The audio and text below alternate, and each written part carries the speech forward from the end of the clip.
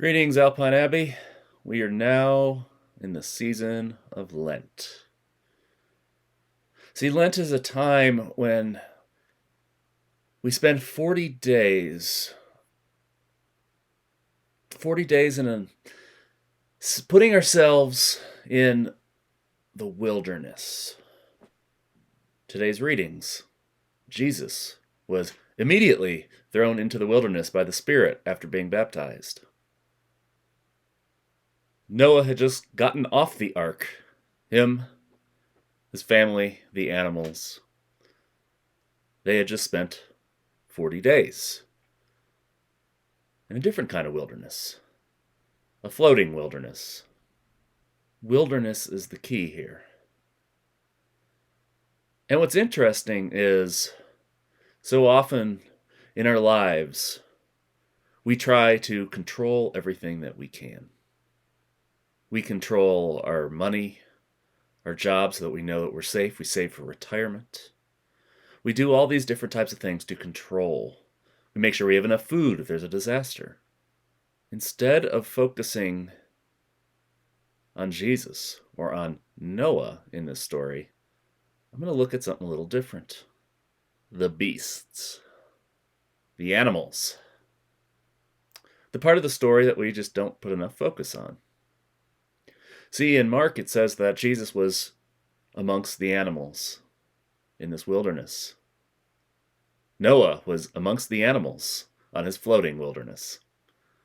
Now we're not getting into whether we literally take the story of Noah and the ark and the animals to be literally true. That's not the point here. In the story, he was on a floating wilderness amongst the animals. The ancient Israelites spent 40 years in the wilderness amongst the animals, amongst the harshness that is the wilderness. It's even worth noting that in this Mark text, Jesus was being ministered to by the angels. What do we know about angels? See, we often think of these like either Easter, Christmas, or Valentine's Day sort of small, overweight, flying little Buddhas that are cute and precious. But every time they're mentioned in Scripture, when there's an actual person-to-angel interaction, I shouldn't say every time, many times, the angel has to respond with fear not. These weren't some tamed creatures. If the immediate sight of them makes us freak out, then what is it about the angels? I think about it the way that a former mentor of mine, back when I was living in Tennessee, referred to God as God being feral and untamable. We always try to put God in a neat little box.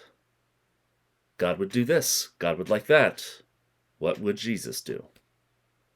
We try to understand, it's such a Western and human concept of let's nail down everything that we can and formulate exactly who God is and what God is. We've created this theology of the Trinity and exactly how the Spirit and God and Jesus are this dance. They're one, they're three. We've come up with this, in communion, it's the arguments over bodily presence. Is it spiritual? Is it symbolic? We try to put God into a box that cannot contain a feral God.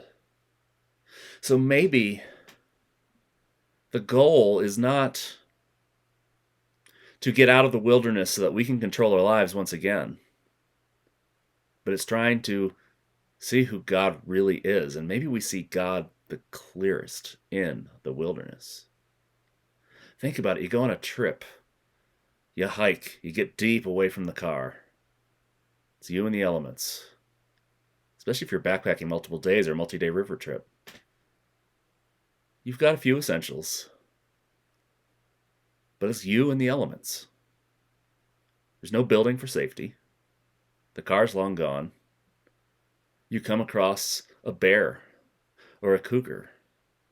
These beautiful, majestic creatures. There's something awe-inspiring. We want to see them. It's like the first reaction is stare, take a picture. But there's also this moment of fear of this creature is a lot more powerful than I am and can devour me. There's a certain amount of helplessness there. Now, the difference is, of course, God is God has good intentions toward us. God is of love. But there's still this feral aspect. God is beyond what we can fully comprehend, and God is going to be so much more than we can ever imagine. I've mentioned this multiple times, but Donald Miller's analogy of our understanding of God is about the equivalent of the pancake I made for breakfast understanding of me. Maybe God is witnessing, revealing God's self to us in the wilderness through these feral wild animals.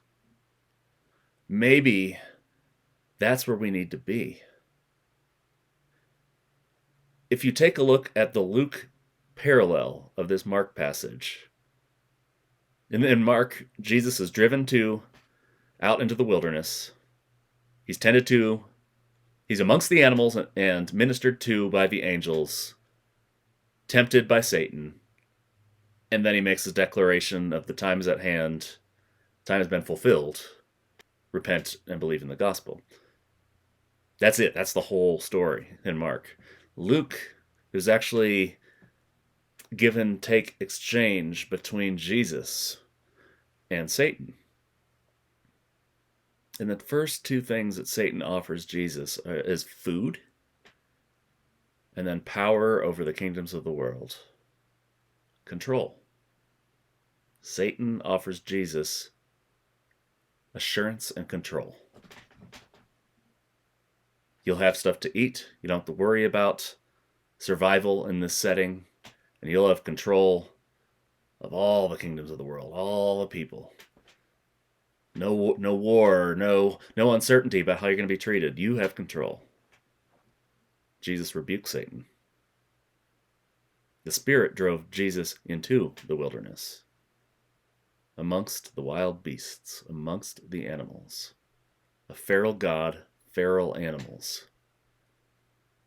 Maybe this is the focus of Lent. Maybe the purpose of Lent is not so that we can gain control of ourselves. See, oftentimes in Lent, you have people giving up something for 40 days. And that's supposed to mimic some sort of dependence on God, depending on what you give up. And that's good. But that can easily be twisted into so I can control my cravings. Another sense of a person having control. Maybe we need to let go of that control. Do our due diligence, yes. You don't need to be stupid. In fact, the last temptation in Luke, Satan said, jump off this tower and the angels will surely save you. We don't need to put God to the test. We need to use our common sense. But I can think of some times when I've let control get the best of me. I was working at the University of Texas, and I could tell that I was not making an easy transition into this new job. And in order to try to get ahead of it, instead of having faith in God in the wilderness, I was trying to put faith in my effort. And so I approached my supervisor of, I think I'm struggling with my fit here. Intending that to be a conversation about how do we make this work. What I did not know is that ended up being my resignation. I can also think about my church plant back in Portland. It became apparent that being a justice-oriented ministry that was supposed to be working on reconciliation, be working on conciliation with other races, to be a multiracial project that was creating racial equity in the community, that I as a white person was not the best fit for that. Rather than simply moving forward, trusting God in that wilderness, I decided to start planning for the next project, to show the conference that I'm doing my due diligence, that, hey, I'm a thinker here. Well, that scared the conference into thinking that I was dividing my attention. And I got pulled early from that. Every time I try to assume control instead of finding God in the wilderness, it ended up backfiring on me. That's just a personal example of how control is not always our friend. And there's oftentimes we need to let go of control. Let go. God is in the wilderness. Perhaps we actually find God in the wilderness. We think when we are in the wilderness that everything is hell. And then we find God, everything is back to safety, control, normalcy. But maybe normalcy is not God. Maybe the craziness of the wilderness is God. The unpredictability is God. The inability to be tamed is God. And that's where we find God. Now, this is a unique Lent because it was during last Lent that whether we wanted to observe Lent or not, we got thrust into it due to a pandemic. And we're still in the middle of it. Right now, there's a lot of light at the end of the tunnel, but we're still in the middle of it. We have been in Lent, instead of for 40 days, for 365 days, give or take. Where are we finding God in this time period? Where in this lack of certainty and lack of ability to be predictable are we finding God? It's not easy. I'm sure Noah was probably scared to death that a lion was going to eat him on that boat. I'm sure Jesus had his very human moments of, I'm hungry. When am I going to eat again? Am I going to be able to eat again? Is the scorpion going to sting me and kill me? What about these venomous snakes? It's okay to feel this pain and uncertainty and to be scared. These are human emotions, and it's okay to feel that. This opportunity of Lent is to acknowledge it, to own it, that we have these feelings, and to say to God, God, I'm scared. I'm scared and I need you right now. This is hard. Is my business going to survive? Is my uncle that got COVID going to survive? Is society going to make it through this? Is our country, everything that we know, going to make it through this? We don't know. We don't know the answer to these questions. But what we do know is at the end of the Noah's Ark story, God made a covenant with all living things. See, after the great flood, they spent 40 days on this floating wilderness, all the uncertainties that happen in a wilderness, not to mention that they were at the disposal of the weather and climate around them. At the end of all that, they're all off the boat. They're repopulating. God makes a covenant with all living things and signifies it with a rainbow. Life is uncertain. Everything is uncertain. But I, God, am making a covenant, not just with you, human one, all creation, all living things. To me, I think this is pretty much the nail in the coffin of the idea that animals don't have souls or are insignificant, because God made a covenant with all living things. Climate change is a reality, and we're seeing this in Texas right now. This crazy snowstorm, that they don't get that. Or the ice storm that knocked out all the power in Portland. The amount of snow the South has gotten in general. Climate change is real.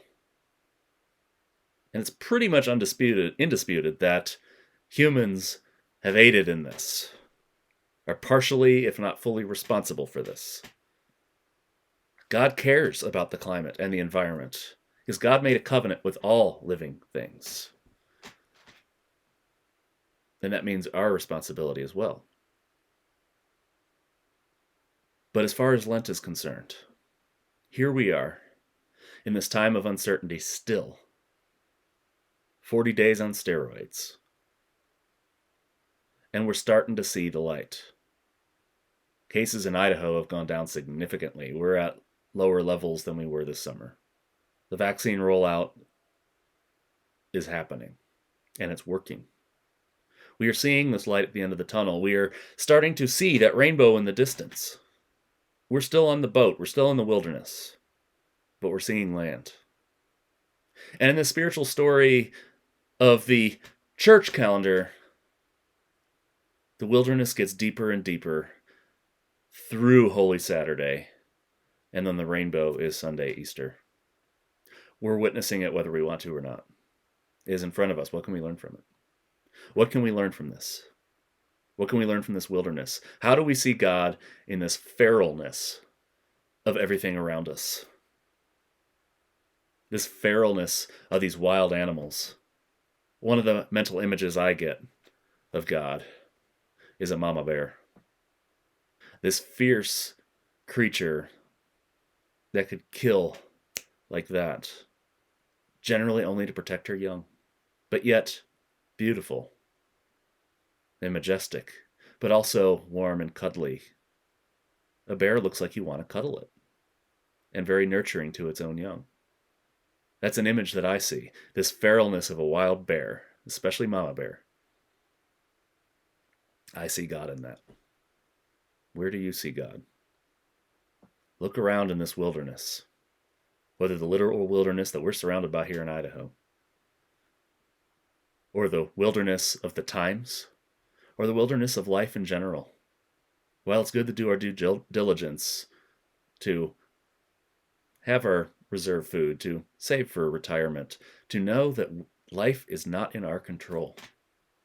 Life is the wilderness, and God is in that. Satan is the one tempting us with control. God is not. God is saying, you are in the wilderness, and I am there with you. Find me in this wilderness. And that is our charge for Lent. Whether you choose to give up something, or maybe you choose to add something like a meditation practice, or a certain prayer practice, or a devotional, whatever you do, use it as a way not to control ourselves, or to control the time, or to control this period, but as a way to see God in the chaos, in the unpredictable world that is the untamable wilderness, because God is untamable. No matter how much we try as the church, or worse yet, church culture, we cannot tame God. How are you experiencing God? Where are you seeing God? May this Lent be fruitful for you. See you next time.